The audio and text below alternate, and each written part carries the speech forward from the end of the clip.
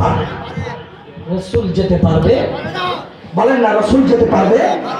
ওই রাসূলের পাকের বিরুদ্ধে আপনার বলার সময় কি একটু চিন্তা করা উচিত ছিল না?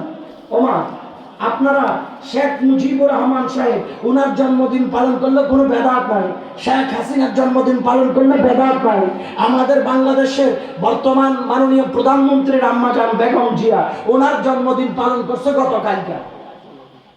গতকালকে 84 বছরের মনে হয় জন্মদিন পালন করছে। বারবার বলছি, খেয়াল করবেন, আমি কোনো আওয়ামী লীগ বিএনপি কোনো দলের প্রতি কটাক্ষ করা রাজনৈতিক উদ্দেশ্যে কথা বলছি না, কথাটা শুধুমাত্র বোঝার জন্য বলছি। আমার কথা হচ্ছে আল্লাহর প্যারা মেহবুবের নোরানি আগমনের উপর আপনার এত বেজার, তো জন্মদিন গতকালকে যে একটা পালন করলো এটা নিয়ে তো একটা কথা আপনারা বললেন না। হ্যাঁ, এই নিয়ে তো আপনাদের কোনো কথা হলো না ভাইজান। শেখ সাহেবের জন্মদিন নিয়ে এত জন্মদিন পালন করলো, আপনাদের তো কোনো কথা হলো না।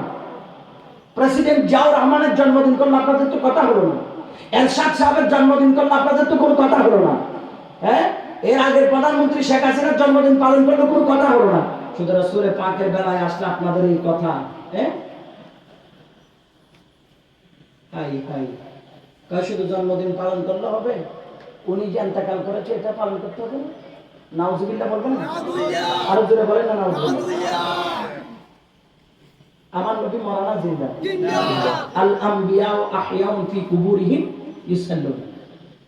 নবীগণ আপন আপন রওজায় কি জিন্দা, আওয়াজ বলেন না কি জিন্দা, ওনারা সালাত কায়েম করে, সালাত আদায় করে না। আপন আপন রওজা শরীফে নবীগণ জিন্দা, আমার নবী রওজা শরীফে জিন্দা।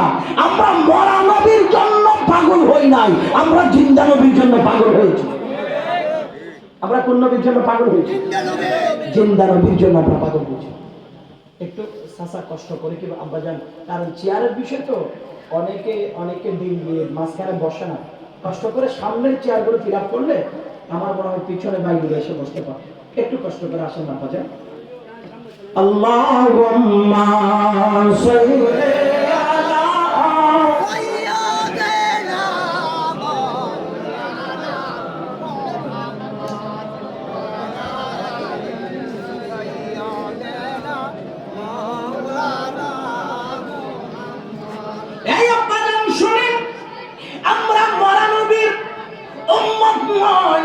আমরা জিন্দা নবীর উম্মত, ঠিক না?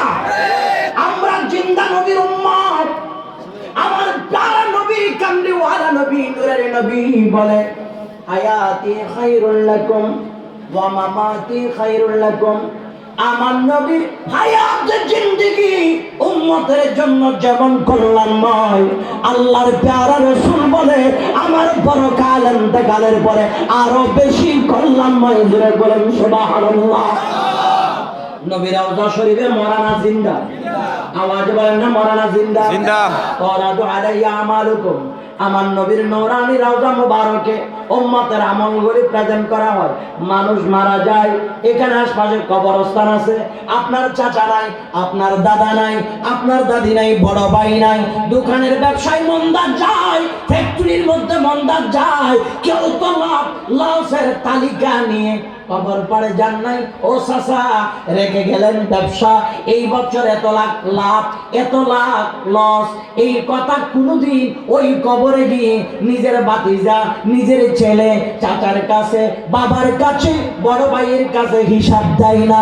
আর আমার নবীর উম্মত কি আমল করে না করে সব কথা সপ্তাহে সপ্তাহে আমার প্যারা রাসূলের রওজা মুবারকে হিসাব দেওয়া।